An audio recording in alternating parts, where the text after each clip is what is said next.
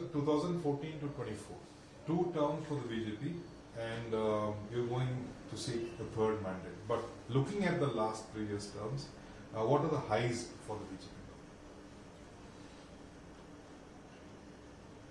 So the last 10 years has been one of the most transformative period for the country in whatever way you look at it.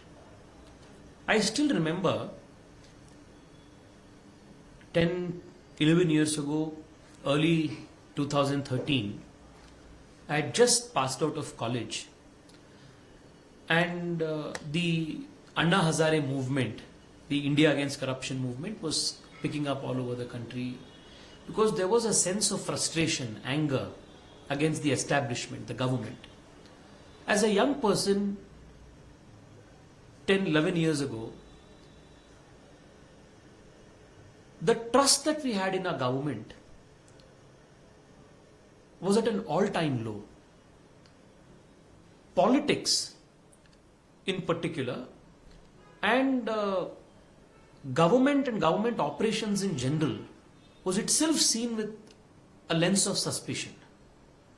Every day in the newspapers one would read of scandals and scams worth lakhs of crore rupees.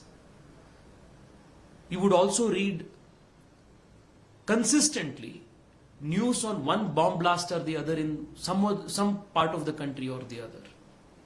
You would read of episodes of the Nirbhaya rape kinds that the whole country's conscience was shook.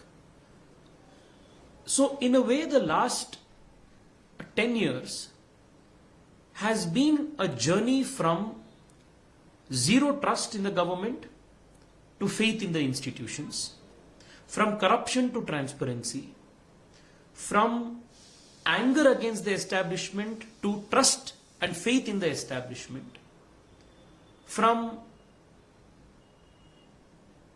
lack of law and order and security, from days of terrorism to security, to safety, to a rule-based order. So in that sense, I would say that the last 10 years has been a transformative period, not just for government, not just for politics, but for the country at large.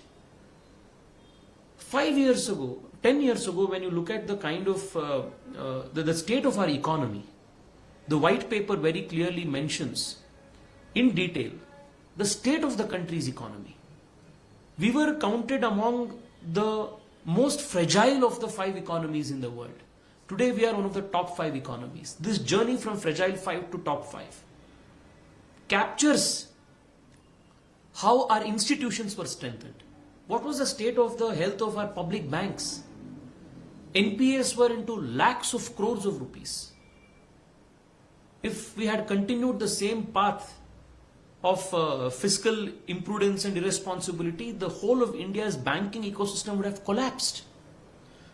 So we infused new strength into our banking ecosystem.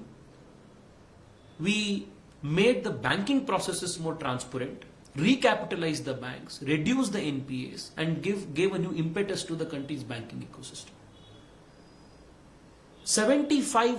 Close to 75 years after independence, less than 20% of Indians had access to bank accounts. In just 5-6 years of the Modi government, about 50 crore people in India got access to a bank account for the first time. A historic digital banking inclusion that took place. In that sense, it has also been personally transformative for millions of people. The fact that in the last 10 years, the country has lifted 25 crore people out of poverty, and that these people who have now been out of poverty, who form the neo middle class, these are the real drivers of the country's economic engine today, and these are the people who are going to continue giving the strength to the country's economy for the next decade, also shows the kind of work that has taken place in the last 10 years. The last 10 years has also been transformative in the sense that the country also has revisited a lot of political philosophies which were not true to the the country's soil. A very perverted version of socialism and secularism kept the country economically poor and culturally inferior. And we have revisited both of these ideas at a political philosophy level in the last 10 years. While the Prime Minister very deftly has managed to grow the country's economy at one of the fastest rates in the world, we have also made sure that we have given the world a unique welfare model where there is unprecedented economic growth on one hand and large welfare measures, financial inclusion, resulting in lifting 26 crore people out of poverty. A unique Indian model of good governance. The rustic, unviable, dogmatic, perverted version of socialism, which shackled the country's economy, discouraged entrepreneurship, curbed the aspirations of the middle class, we have said goodbye to it. From a handful of startups to a lakh plus startups in the country, a few hundred unicorns in a country, is a testament to this journey of leaving the path of this perverted socialism and accepting what the economic model that works for India. In the same way, we have also bid goodbye to a perverted version of secularism, which kept the country culturally colonized and made our own people feel inferior in their own skin.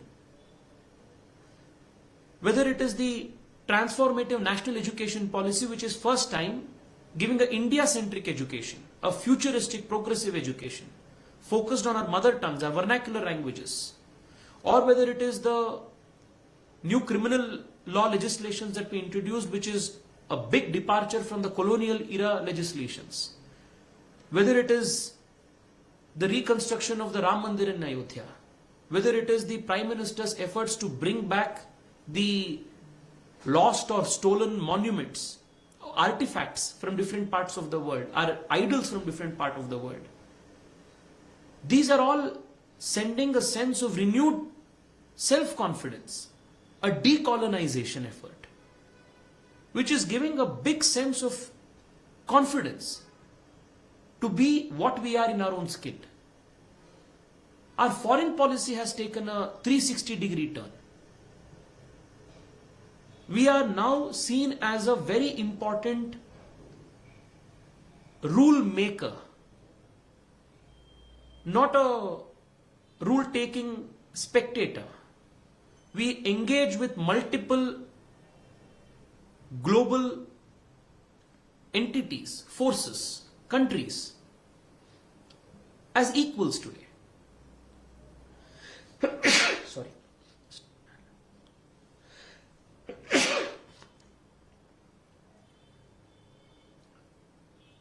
So in this multipolar world, India is seen as a very important pole. Sorry, brother. So,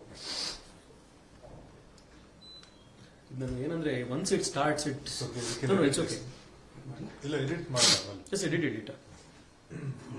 So from education to foreign policy, from economy to culture, from infrastructure creation to welfare, from eliminating corruption at the highest levels of the country to instilling faith and trust in the government. The last 10 years is revolutionary and transformative in the life of every individual. How do you answer to the demands of maybe demonetization? You had to repeal the agriculture law, CAA. Many of these which have been set back for the government too. How do you counter these, which are being used as ammunition by the opposition? I don't understand what you mean when you say the CAA is a setback. On multiple occasions, the country's Home Minister has made it abundantly, categorically clear that the CAA and NRC will be notified and implemented. It's a constitutional commitment.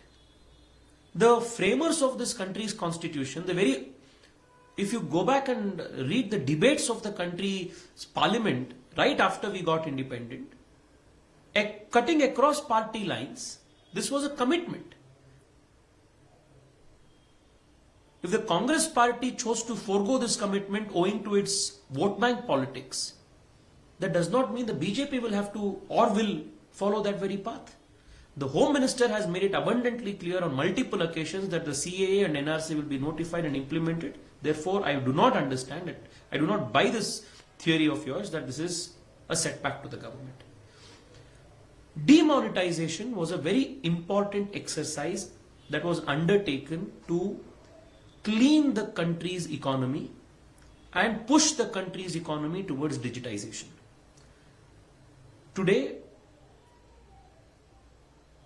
we make more digital transactions per day than what the United States of America makes in 3 years.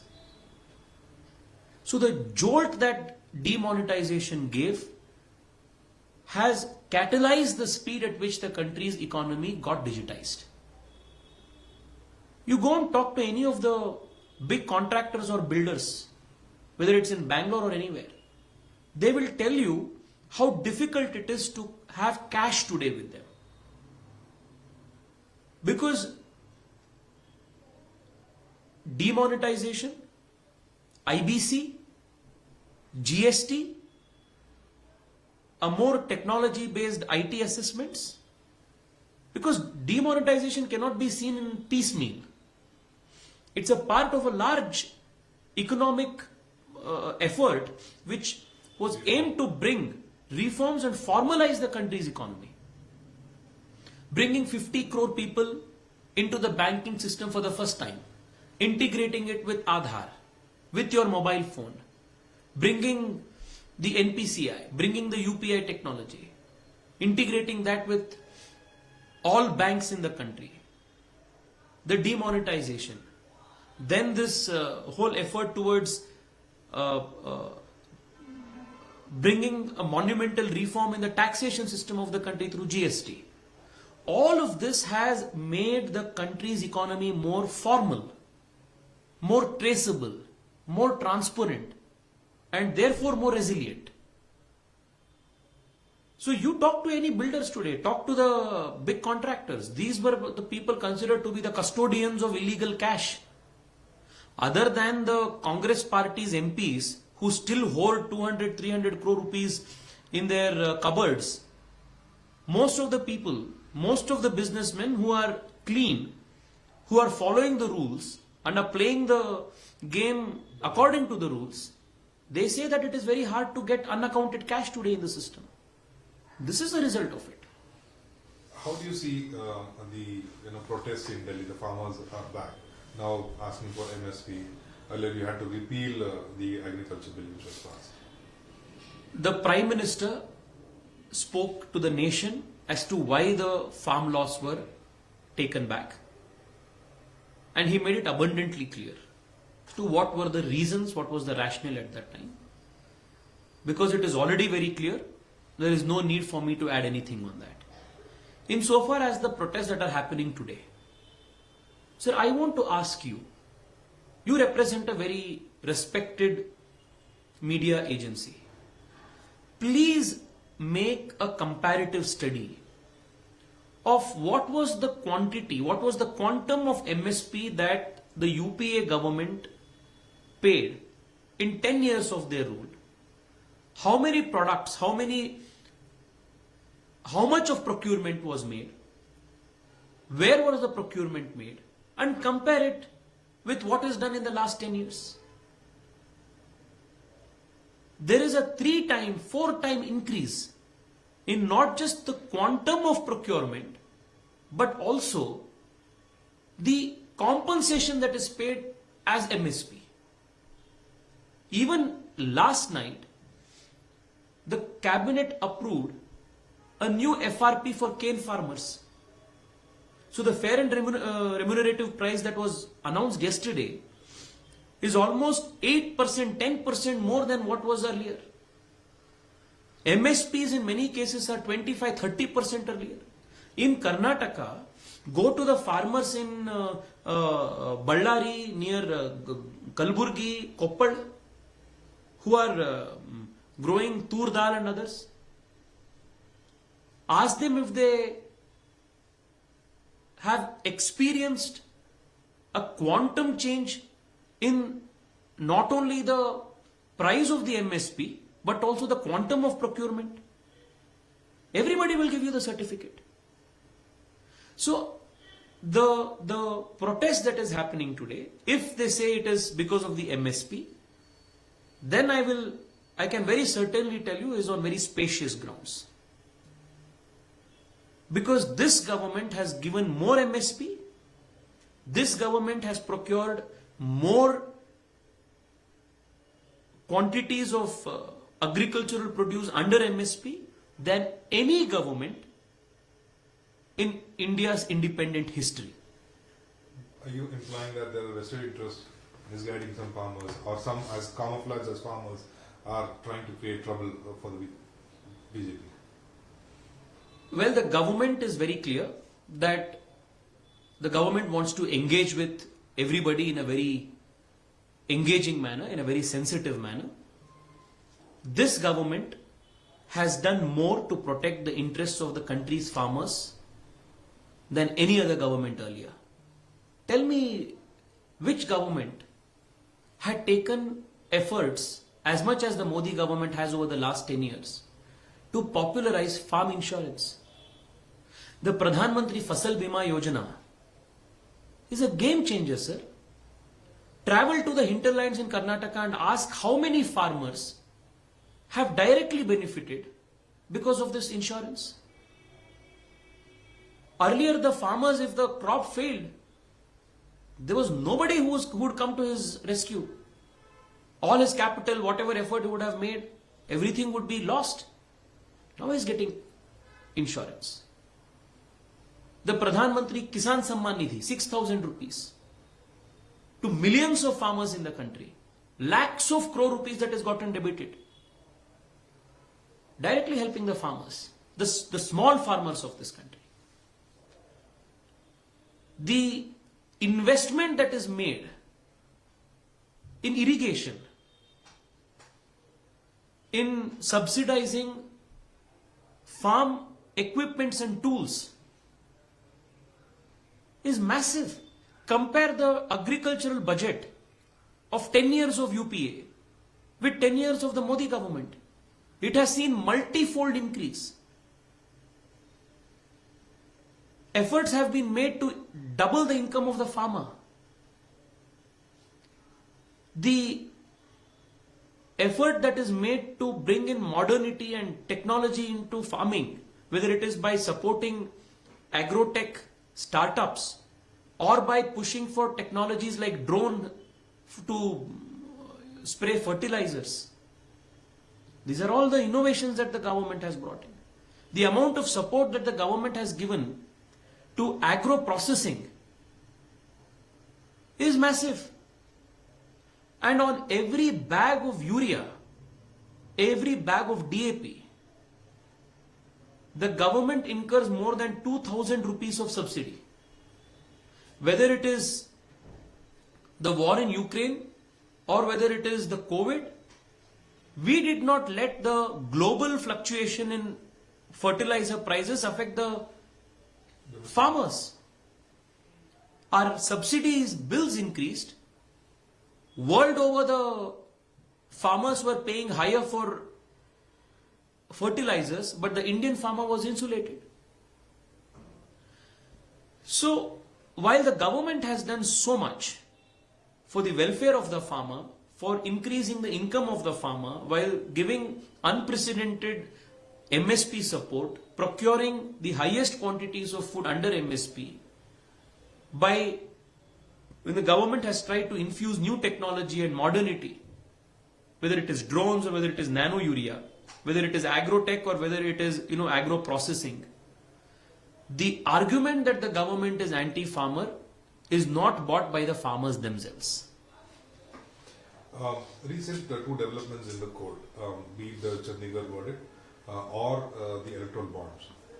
The opposition says that this exposes the BJP's tactics. As far as the electoral bond issue is concerned, though we respect the judgment of the Supreme Court, personally I feel that the judgment is a setback for clean money in politics. The electoral bond was a mechanism which allowed for donors to donate to political parties clean money, accounted for money, and this was a reform that was very much necessary because the country's politics essentially was being run on black money and unaccounted money. And if you look at all political parties, every political party was a big beneficiary of the electoral bonds. Now there were two interests that had to be harmonized and balanced. The interest of facilitating clean money to come into political parties, and also the right of the voter to know who has supported which political party, and also protect the identity of the donor. Now, why is this important? Forget the big companies and the big conglomerates. Before elections at an MLA level, at a constituency corporator level, if you go and ask a local businessman who is running a small restaurant or a small establishment, he will tell you, sir, I will give you some money, sir, but please make sure my identity is not known. Because there is so much of vindictiveness in the system. So if today he gets, if he is supporting a party A and party B comes to power, the party B will go all out to hunt him down. So this interest also had to be managed. But whatever it is, the Supreme Court has given this particular judgment. Personally, I feel that this is a setback for clean money to come into politics. And I can tell you, sir, that electoral corruption is the Gangotri of all corruption in the country. And if you do not bring reforms in the electoral system to discourage bad money, illegal money, black money to come into the system, if you do not take measures to reduce the cost of elections, which is today prohibitively expensive, you will not be able to reduce corruption. You will not be able to eliminate corruption at the various levels. So this is my personal take on what has happened in the Supreme Court. The opposition, and mainly Rahul Gandhi, he is trying to weave a narrative that this BJP government is in the hands of few crony capitalists. And constantly he keeps talking about the Ambanis and Adanis. How do you counter these allegations of Rahul? An entitled dynast like Rahul Gandhi can only view the country's economy from this lens of entitlement, from the lens of dynasty. What has happened over the last 10 years is that the Prime Minister has not only waged a war against dynasty in politics, but he has also democratized the country's economic space. The last 10 years, thanks to the multi-dimensional efforts the government has made to formalize the country's economy, encourage entrepreneurship, today, sir, you are finding first generation billionaires in India who do not inherit a business legacy. But for a Rahul Gandhi, who is something today only because of the fact that he has inherited his parents and family's monetary as well as political legacy, he is not ready to acknowledge and recognize the democratization of the country's economy. We are sitting here in Bangalore. I can tell you 100 people who were living in rented accommodation 10 years ago, 12 years ago, 15 years ago, who are now first generation billionaires. Go and talk to the Kamath brothers. They are a couple of kilometers from here. They will tell you that they are first generation billionaires. Go and talk to the startups in Koramangala, the startups in Indranagar. Go and talk to the startups in HSR, which are unicorns today. The founders' net wealth is today running into millions. Their fathers, their mothers were bank employees. They were earning 30,000 rupees salaries. But their sons and daughters today within one generation are millionaires, self-made, first time. So the country's economy has seen far greater democratization than what has the political space seen. So for an entitled dynast like Rahul Gandhi, he cannot see this economic democratization. But the war against Parivarvad that the Prime Minister has launched the last 10 years is not just restricted to politics. It is also restricted, it is also in the field of economy. The last 10 years has seen more first generation millionaires and billionaires coming up in India than any time in the past 70 years. How can you make this absurd allegation that this country and the country's government is supporting one or two generational crony, entrepreneurs, or how can you accuse this government of crony capitalism when we are empowering, encouraging young people with strong dreams, hard-working ability to go and build unicorns? India has positioned itself as a very strong entity in geopolitics.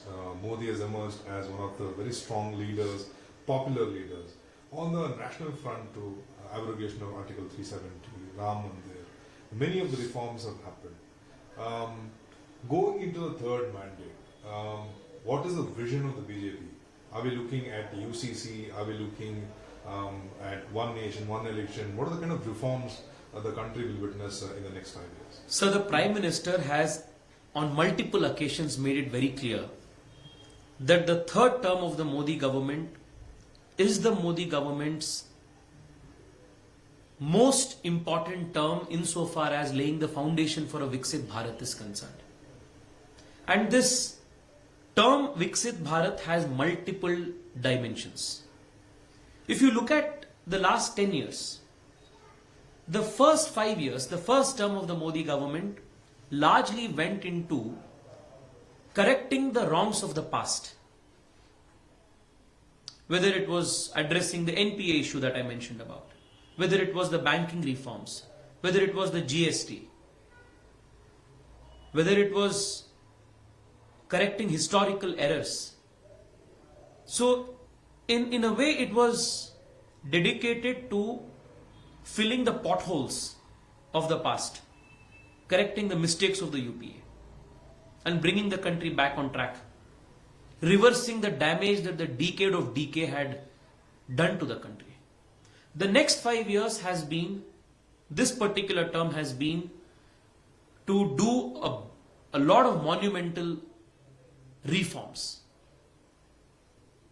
whether it is in economy or whether it is constitutionally or whether it is the country's society and culture at large. Abrogation of Article 370, triple talaq, whether it is the construction of the Ram Mandir, whether it is bringing the country's almost 13 crore people out of poverty just in the last 5 years, collectively 26 crore the last 10 years, enhancing the coverage of welfare schemes, infrastructure, right? Highways, airports. So the last 10 years can be divided into these two portions: correcting the mistakes of the past, then laying the foundation for Viksit Bharat, And then the next 5 years can truly be termed as that phase where India, which is now poised and is taxiing on the runway, the next 5 years is when the country will take off. So the next 5 years is going to be multi-dimensional transformation in a much faster pace and a more accelerated pace than what we have seen the last 5 years of the Prime Minister's rule. You've been an MP for 5 years. You have interacted with the Prime Minister on a lot of occasions. What is the essence of Amrit Kal that he keeps on mentioning every now and then? That India is going into Amrit Kal. What is his vision? Sir, this country is filled with optimism. It is filled with potentiality. If you go out and see the number of young people, the teeming human resource, you will know that this country is destined for greatness. And to borrow a famous economist's line, India chose poverty. We deliberately remain to be poor because of bad policies. And what the government has done over the last 10 years is to try and unshackle the country's economy and raise the standard of living of people. But this work is still half done. Because for 70 years, with the exception of, a few years of P.V. Narasimha Rao, a few years of Atal Bihari Vajpayee, the country's polity deliberately chose poverty. So the last 10 years has been the first 10 years of political stability. It has been the first 10 years of progressive economic reforms. It has been the first 10 years of correcting the wrongs of the past and laying the foundation for a bright future. So Amrit Kal in essence means a prosperous India where the quality of life of every Indian will be commensurate to what is enjoyed today by the first world countries, where the per capita income of an Indian will be among the top few countries in the world, where no Indian will be left out to fulfill his full potential for want of opportunities or for want of economic strength to fulfill those opportunities. It will be a country which will be confident in its own skin, to be proud of our own culture, of who we are, proud of its roots, a country that would have finally gotten out of the long colonial shadow. So in essence, Amrit Kal will be the golden time for not just India but for the rest of the world, because it will be this period when Indians and India will be influencing positively the rest of the world in technology, in entrepreneurship, in the jobs of the future, in medicine, in emerging areas like AI, ML, in quantum computing, where India will be leaving its footprint, its stamp, in spirituality, in culture, in guiding the mankind in a very fast changing, technologically rapidly changing world. Because India has multitude of things to offer. We have nurses who can go to the rest of the country, rest of the world, and take care of the world's aging population. We have young engineers who can go to different parts of the country and be the leaders of for the coming decades of technological transformation. The kind of impact that the country can do in, say, cancer research can have a transformative effect on the world. The kind of work that Indian universities and research institutions are today doing to bolster our seed research, our GM work, that can impact the world's agriculture. And while we do all of these things, the world is also looking at yoga from India, Our spiritual gurus, whether it is Ravi Shankarji, whether it is Sadhguru, whether it is ISKCON, whether it is Ramakrishna Mission, whichever part of the world they are drawing hundreds and lakhs of devotees because the world also wants to connect to its spiritual core.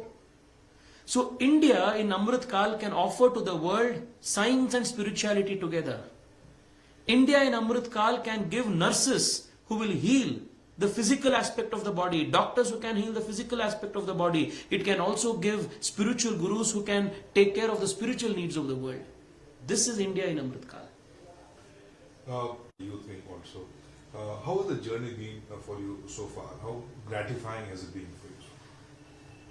It has been an incredible 5 years filled with learning, filled with understanding of how the government works, how the system works, how a party works at different levels. I would say that 10 years ago I was a rebellious, anti-establishment youngster who thought this government, the systems do not deliver and they are good for nothing. Today I am a firm believer that the system can deliver. It can transform the lives of people, and using the very same system you can transform and positively impact the lives of millions.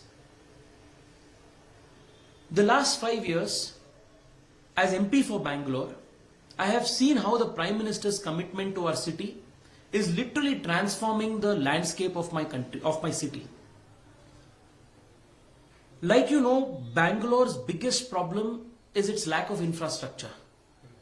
The last 20 years, the economic growth of the city has far outpaced the infrastructure growth of the city.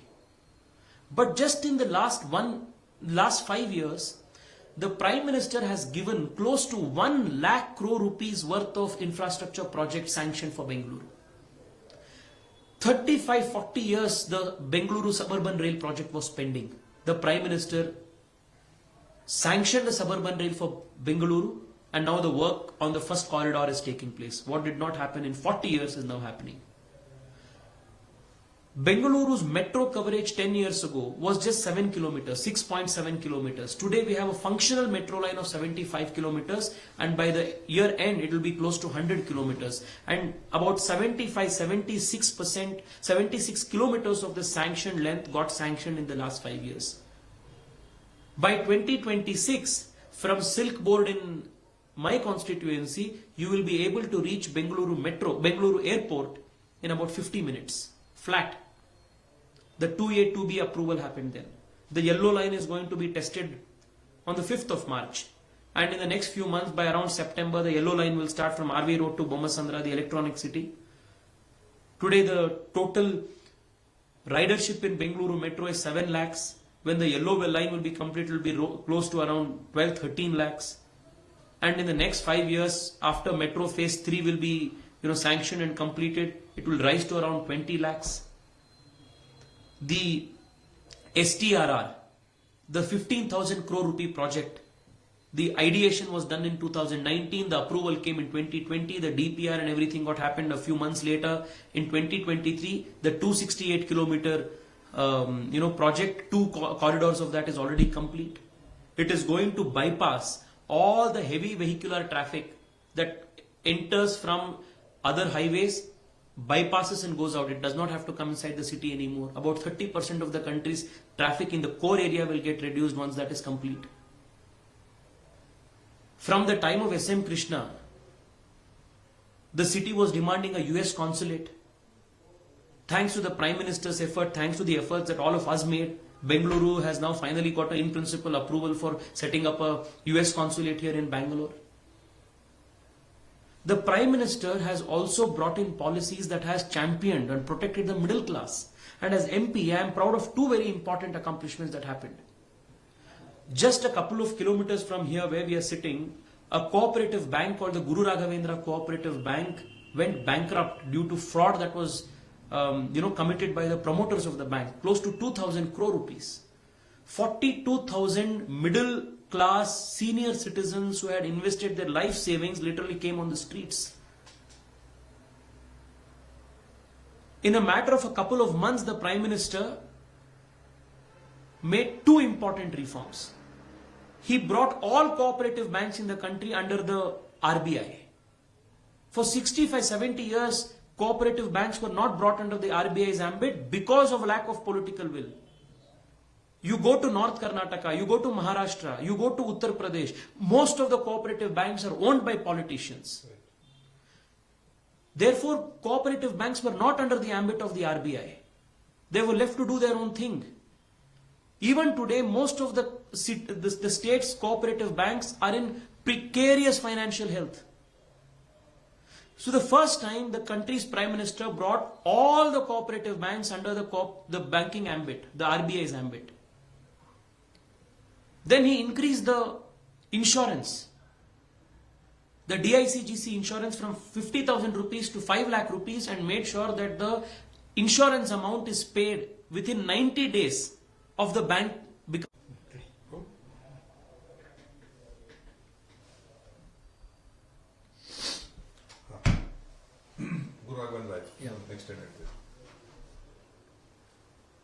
So the middle class of this country pays taxes, very silently does their job, but many times they feel that when the big and powerful, the mighty, take them for a ride, they are left in a very vulnerable state. A few kilometers from my office here is the Mantri Serenity Project. About 1,500 odd families had paid the builder sums from 80 lakh rupees to 2 crore rupees. All middle class families doing IT jobs, their retirement savings. The builder had promised them that he will complete the project in a few years and hand it over by 2016-2017. Even as late as 2020, the project had not even started off. The builder was on the verge of leaving the country, and these people had no redress. The Prime Minister introduced a project called the Swami Fund, where such stalled real estate projects for middle class affordable housing could be completed by giving stopgap funding. After I approached the Finance Minister, after we made all these efforts, close to 1,000 crores was given by SBI to complete the project. 2020 the projects got restarted. 2022 and 2023 last year, around 2,000 families got their houses built and they got their occupation certificates and they have now a roof on their head. Their lifetime savings saved, protected. And now with the metro line coming, what was then in 2012-2011 a 1 crore rupee property is now worth 4-5 crores. This is how the government can protect the middle class, champion the cause of the middle class. Whether it was the Guru Raghavendra Bank issue or the Mantri Serenity issue, this is an example of how the Narendra Modi government is in action to save the most vulnerable people. So the last 5 years, sir, I would say, from seeing big infrastructure projects, whether it is airport, Terminal 2, whether it is metro, whether it is suburban rail, whether it is STRR, whether it is US consulate, whether it is 1,600 electric buses for Bangalore, whether it is the support we got through the Smart City mission. The city has seen so much of growth, so much of benefit because of this government. The Prime Minister always emphasizes on Antyodaya. In my constituency, we have given more than 52,000 street vendors loans under PM Swanidhi. 52,000 people, the bottommost string of the economy. They are now getting empowered. We have more than 130 Janaushadhi Kendras. Close to 2 lakh people in my constituency use the Janaushadhi Kendras. Around 3 crore rupees is the annual savings of these middle class people who are buying medicines, affordable medicines, generic medicines from the Janaushadhi Kendras. Where were such policies earlier? So I think if I have to sum up the last 5 years as an MP of a constituency like Bengaluru, I have nothing but gratitude for the people of this constituency, people of the city, for giving me this opportunity, blessing me with this opportunity to serve the city. It has been personally a very big learning experience for me. It has made me more humble. It has made me more hopeful, and it has given me more energy to contribute much more to the city and to the country. Karnataka is a very important state. BJP won 25 seats last time. This time around, the Congress is Gango, saying that we have come to power on the guarantee schemes and we've delivered on the guarantee schemes. And this time they are hoping to get about 15 seats.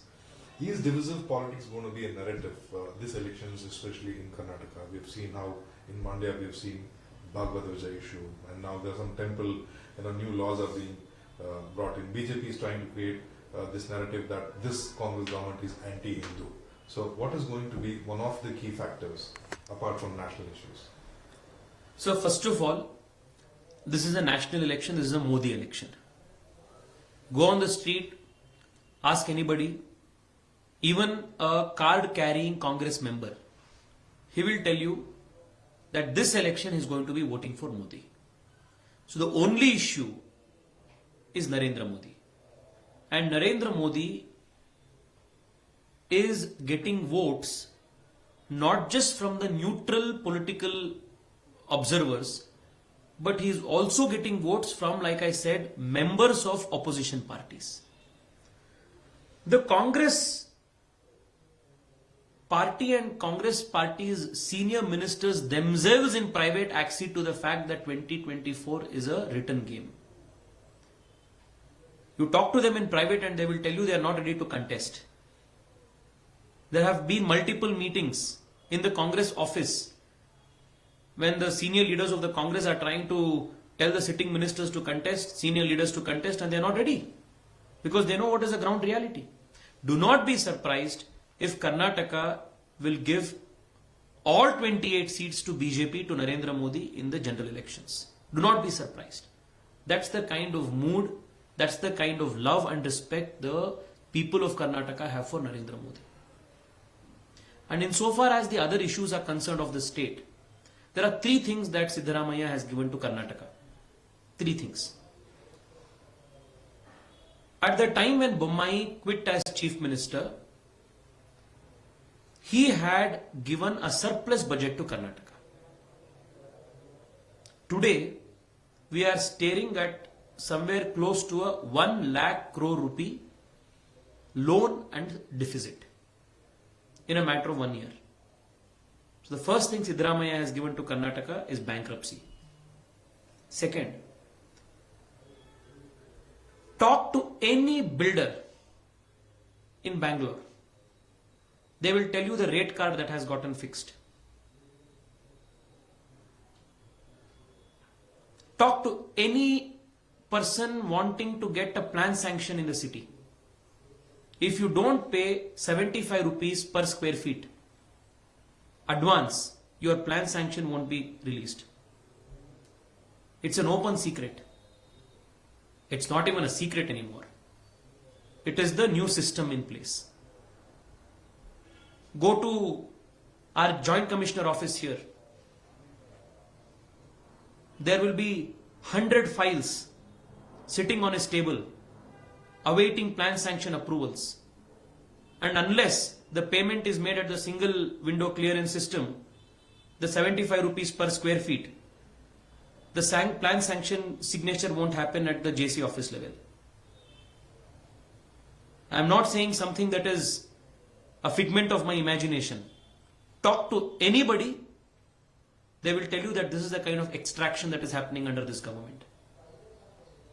So the second thing that the Siddaramaiah government has given to Karnataka is corruption. And the third thing, of course, is Tipu Jayanti.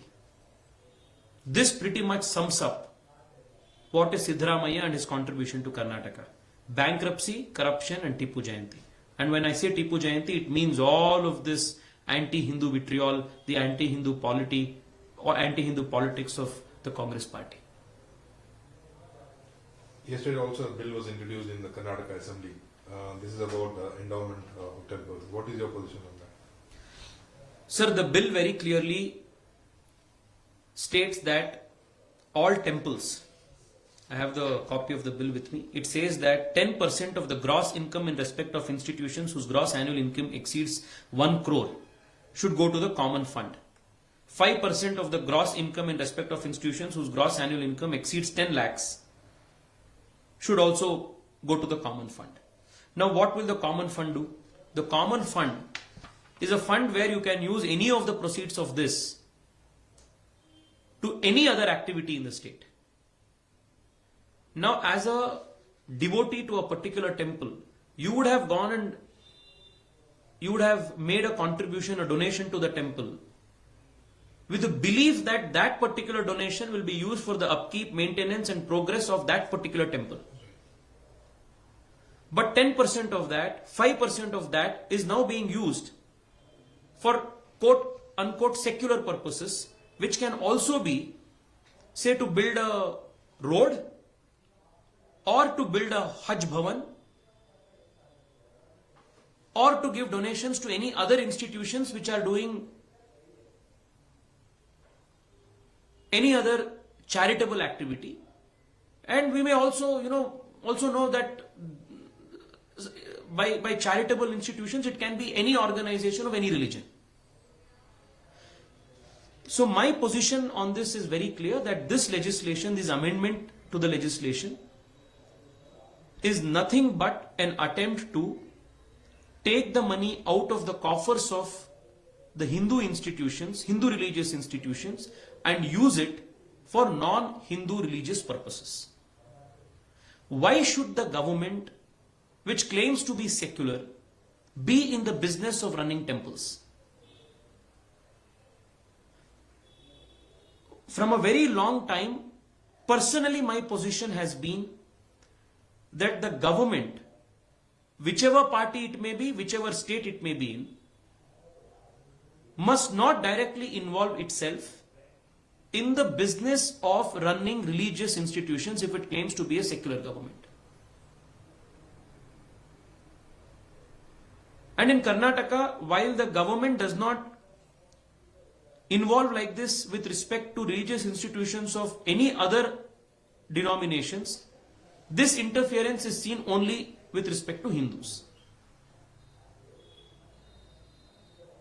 So my personal position on this is that the Karnataka Hindu Religious Institutions and Charitable Endowments Act itself must be revisited and repealed, and the government must not involve itself in the business of running religious institutions of the Hindus.